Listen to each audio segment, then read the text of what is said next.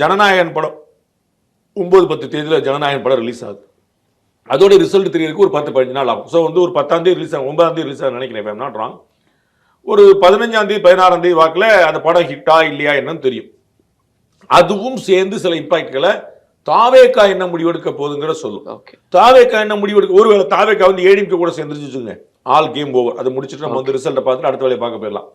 இல்லை அவங்க தலைமையில் ஒரு கூட்டணி அமைந்து வச்சுங்க, என்டையர்லி டிஃப்ரெண்ட் கேம்.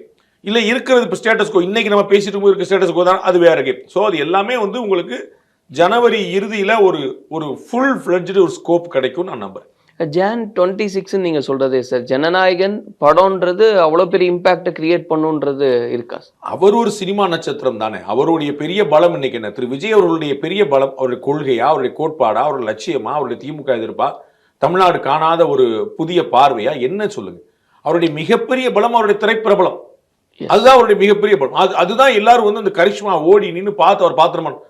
அப்ப அந்த படம் ரிலீஸ் ஆகிறது முக்கியம் தான். ஒரு பேச்சுக்கு இந்த படம் ஃபிளாப் அப்படின்னா பெரிய சேலஞ்ச், அந்த படம் பயங்கர ஹிட்னா பெரிய அட்வான்டேஜ்.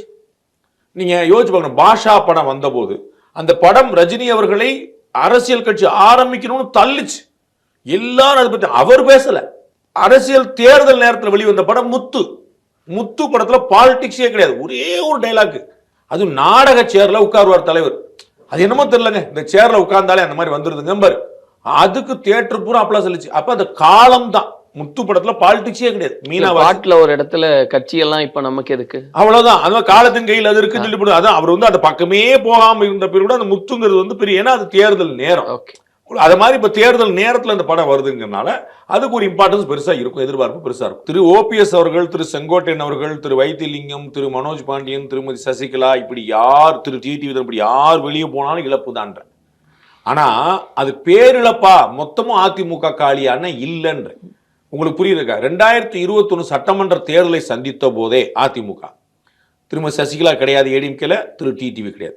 ஸோ இரு பெரும் தூண்கள் வந்து இல்லாத போதே அதிமுக தேர்தலை சந்திச்சிருச்சு. சரிங்களா? அடுத்து 2024 மக்களை தேர்தல் இருக்கும்போது அப்பயுமே திரு ஓபிஎஸ் கிடையாது, திரு மனோஜ் பாண்டியன் கிடையாது, திரு வைத்திலிங்கம் கிடையாது, எல்லாமே முடிச்சாங்க. அப்ப அவங்களுடைய பொசிஷன் அங்கே தான் இருக்கு. அப்ப ஒரு பேரிழப்பு, இழப்பு தான், no doubt it is a loss. அது நான் மறுக்கவே இல்லை. நான் பல முறை சொன்னது, ஒவ்வொரு சீட்டா போனாலும் போனதுதான், ஒவ்வொரு ஓட்டா போனாலும் போனதுதான். அப்படி இழக்காம இருக்கிறது தான் நான் உங்கள்கிட்ட சொன்னேன். ஒரு 120 நாள் எல்லோரையும் மரவணைச்சு போறல ஒன்றும் பெரிய கொடுமை இல்லை. அது இப்படி ஒன்று செய்யணுமா அப்படிங்கிறது இல்லை. அது ஒரு பெரிய பலவீனமாலாம் ஒன்றும் ஆயிராது. இப்போ வந்து ஒரு சிவாஜி கிருஷ்ணமூர்த்தி உங்களுக்கு புரியிருக்கா, வந்து அவர் வந்து கண்ணா பின்னான்னு பேசுவார், கட்சி விளக்கும், திரும்பி சேர்ப்பார். குடியாத்தம் குமரன் ஒருத்தர் இருக்கிறார், திடீர்னு பயங்கரமா பேசுவார், கட்சி விளக்கும், திரும்பி சேர்ப்பாங்க. இன்னும் ஒன்றும் இழப்பு ஏற்பட்டு இல்லையே. திரு காளிமுத்து அவர்கள் பேசாததா ஜெயலலிதா அவர்களை பற்றி? சபாநாயகராய்க்கு அழகு பார்த்தாங்க. எஸ்டிஎஸ் வந்து பண்ணாத விஷயமா சபாநாயகருக்கு முதலமைச்சர் எம்ஜிஆருக்கு எதிராக கவர்னர் போய் பெட்டிஷன் கொடுத்தார், அவர் திரும்ப போய் சேர்ந்துக்கிட்டாரு. அப்ப ஆர்.எம். வீரப்பன் அவர்கள் ஜானகி பக்கம் இருந்தாங்க, இந்த பக்கம் ஜெயலலிதா எதிர இருந்தாங்க. ஸோ எல்லா எதிர் துருவங்களும் ஒன்றிணைஞ்சிருக்கு.